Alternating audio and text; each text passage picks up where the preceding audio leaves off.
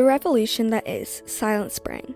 In 1939, the pesticide DDT was created to kill thousands of insects and unwanted crops. Later, the chemical became publicized and started showing side effects, like harming living things from exposure. In 1958, Rachel Carson began working on papers to expose DDT and its side effects. Rachel Carson's reaction to the chemical DDT caused a revolution and created the question why humans had the right to control nature, to decide who lives or dies, to poison or destroy non-human life. Rachel Carson's Silent Spring revolutionized global pesticide companies for DDT. Her reaction to the misuse of pesticides led to the reformation of environmental welfare and the outlaw of the pesticide DDT. On June 30th, 1947, in Time magazine, the first advertisement campaign for the chemical pesticide DDT was published. The advertisement states that the chemical helps make healthier and more comfortable homes, protects your family from dangerous insect pests. Some advertisements went even further and claimed it could be sprayed in children's hair to prevent lice. The chemical was so commercialized that wallpaper companies started to create wallpaper for kids' bedroom that was dipped in DDT to prevent any bed bugs or infestations. The chemical was cheap, very effective, sold almost anywhere, and quite convenient. To the general public, this seemed like a solution to all their problems with pests. The public did not see that underneath all these star qualities, DDT was a silent killer, and the effects of it would last much longer than expected. DDT was also used in chemical warfare in World War II. In August 1943, DDT began being used in the military. The United States Navy made their soldiers watch a documentary on DDT, showing how they were going to be using it for the chemical warfare. Rachel Carson was born in Springdale, Pennsylvania, May 27, 1907, to Robert Warren and Mary McLean. She grew up in the Great Depression, so money was tight for her family. Despite these challenges, she was the only child in her family to graduate from high school. Carson then went to seek higher education. In 1929, Rachel Carson graduated from Chapman University. Her need for knowledge was endless, graduating with another degree, this time getting her MA in zoology from Johns Hopkins in 1932. Rachel Carson worked on marine biology and scientific writing for the U.S. Bureau of Fisheries. While working for the Bureau, she started to research the chemical pesticide DDT.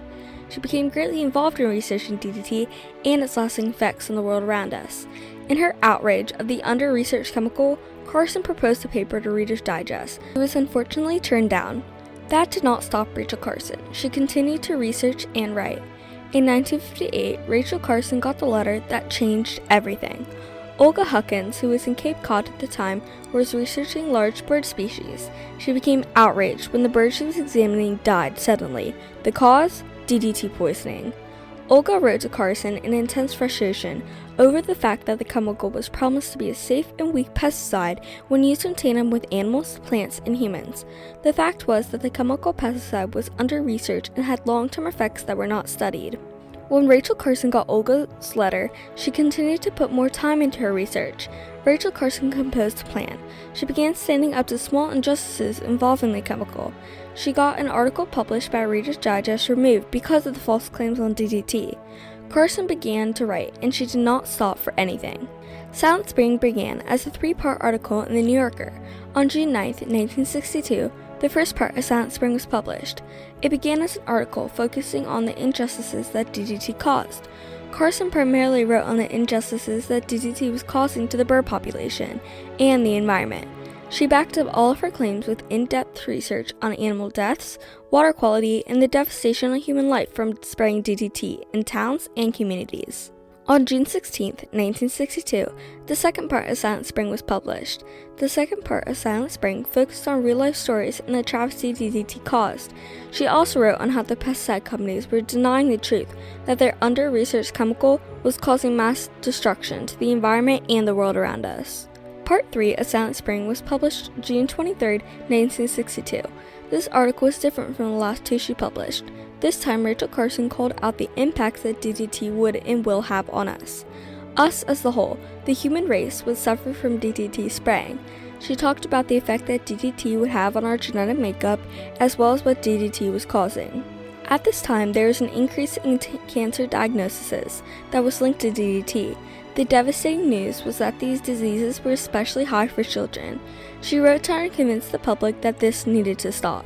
Writing for The New Yorker let her gain enough audience to make a message. The chemical was a travesty and was hurting the environment and everything around us.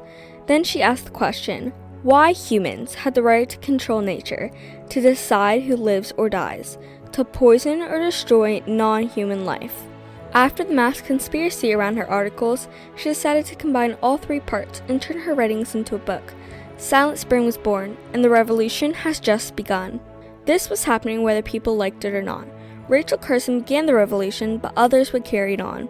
Many people jumped on the train and began to write about environmental injustices far beyond DDT. Carson became an important researcher and environmental activist. Although she's becoming sick at the time from a diagnosis of cancer herself, she continued to describe the impact of DDT.